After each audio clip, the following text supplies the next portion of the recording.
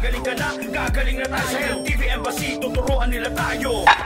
Alam mo partner, no, pangarap niya maging isang doktor balang araw. At syempre po, no, malapit po sa kanyang kalooban o sa kanyang puso ang pag-aalaga po sa kalusugan ng bawat tao. O kaya naman, Doc Harry, so sabi nga niya, lahat ng kanyang pinapasok na larangan ay may kaugnayan talaga sa kalusugan. Katulad na lamang nitong another business na kanyang pinasok, ang paggawa ng homemade probiotics para sa mga health conscious. Ito na, dapat malaman na natin kung paano ba ginagawa to, kaya panoorin po natin to. Magandang araw po sa inyong lahat. Nandito po kami ngayon para ipakita po sa inyo ang tinatawag po naming water kefir or the Tibicus mushroom. This is probably the best antioxidant probiotic available. So ngayon po, ipapakita ko sa inyo kung paano po namin ginagawa ang Tibicus mushroom or aming water kefir. So normally, wala pong preservative na ginagamit dito. Ang ginagamit lang po namin yung tinatawag po natin na mother kefir or the water kefir grains.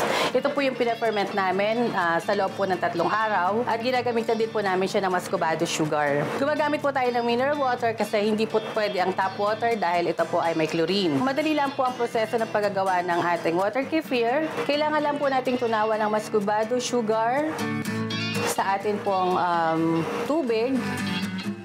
At unti-unti po natin siyang ihahalo sa ating mother grain or yung ating ubong water kefir.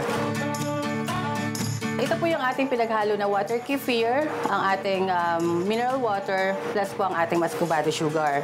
So ito po ay ilalagay natin sa isang lalagyan, tatakpan po natin ng any cloth, hayaan po natin siya ng mga 3 araw. Matapos po natin pagsamasamahin ng ating tubig, ang ating pumascobado at ang ating water kefir, ang ating mother grain, ililipat na po natin siya sa ating lalagyanan. After 3 days of fermentation, ito po yung ating kinalabasan. So, kukuha po tayo ng isang pichel ng ating water kefir.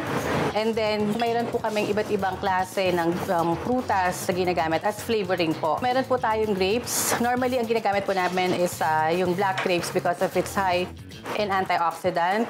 Or pwede din po ang kalamansi or pwede po ang lemon. So, what we normally do po dito sa ating grapes ay juice-juicing muna po namin siya para po makuha natin yung kanyang katas. And yun po ang hinahalo natin dito. Minsan po, kapag gusto po natin na gawin siyang parang soda, iinumin po natin siya on a daily basis or babaunin natin kung saan man tayo pupunta, hinahaluan po namin siya ng konting honey.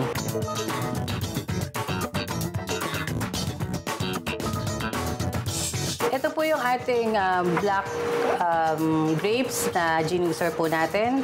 Ngayon po ay ihahalo na po natin siya sa water kefir.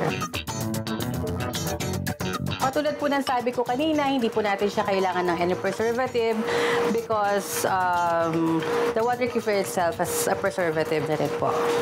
So haluin lamang po natin siyang mabuti. Kung gusto po natin lagyan ng honey or ng stevia, pwede po natin lagyan. Ready to drink na po siya anytime. Ito po ay masarap kapag nilagyan po natin ng yelo at lagyan po natin ng honey or ng stevia. Ibabata na po natin ang ating water kefir.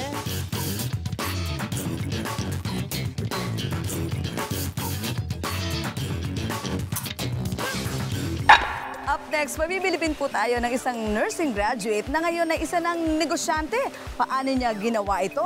Abangan sa ating That's My Idol segment. Syempre, partner, ang katanungan po natin dyan is, who is this lucky person? Kilalanin po natin yan when Health TV Embassy returns. Gagaling ka na, gagaling na tayo sa LTV Embassy, tuturuan nila tayo.